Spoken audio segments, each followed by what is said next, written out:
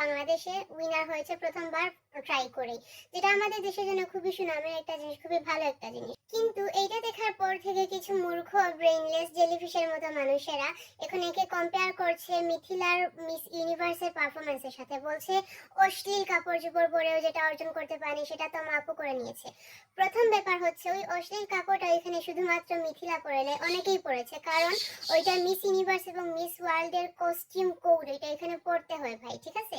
তারপরে ব্যাপার হচ্ছে ওইটা থাইল্যান্ডের ন্যাশনাল কস্টিউম ডিজাইনিং এর মধ্যে উইনার হয়েছে আমাদের তো আপু, ভালো জিনিস, খুবই সুন্দর জিনিস। আর ওইটা ছিল মিস ইউনিভার্স, বোঝা গেছে অনেক তফাৎ, জমিন আসমানের তফাৎ আছে দুইটা কম্পিটিশনের মধ্যে, ওইটাও তো বুঝতে হবে।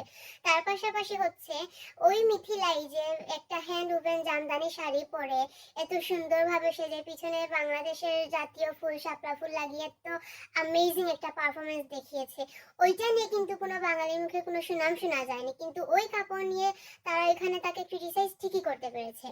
মিথিলার কারণে বাংলাদেশ যে মিস ইউনিভার্সে গিয়ে এতটুকু সুনাম অর্জন করেছে, এটা কিন্তু সর্বপ্রথম বাংলাদেশের ইতিহাসের মধ্যে হয়েছে। তার আগে বাংলাদেশকে কেউ খেয়ালই করে নাই মিস ইউনিভার্স মিস ওয়ার্ল্ডের স্টেজের মধ্যে। তারপরে কথা হচ্ছে যখন ইন্ডিয়া বা অন্যান্য দেশ miss universe miss world competition জিতে, তখন ওই বাঙালিরা গিয়ে কমেন্টে ঠিকই ক্রিটিসাইজ করতে পারে যে ও আমাদের কপালে এইরকম কিছু নেই, বাংলাদেশ কখনো এরকম কিছু অর্জন করতে পারে নাই। তোমরা অর্জন করতে দিছো ভাই, একটা মানুষ দেশের জন্য একটা কোনো কিছু করছে যেটা ওই জায়গায় রুল, যেটা বাকি সবাইও করছে, তোমরা ওকে সাপোর্ট করার পরিবর্তে ক্রিটিসাইজ করছো, অনেক আজে বাজে কথা বলছো, কম্পিটিশন করছো, অনেক কিছু করছো।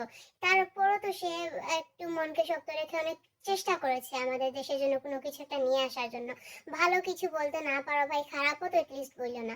কিন্তু বাঙালির এইটা খাইসলতের মধ্যে আছে, ওইটা ওদের অভ্যাস যে কখনো নিজের জাতি ভাইকে উপরে উঠতে তারা দেখতে পায় না, টেনে হিচড়ে পায়ে ধরে কিভাবে নিচে নামানো যায়, এইটাই হচ্ছে বাঙালির সবসময় কাজ।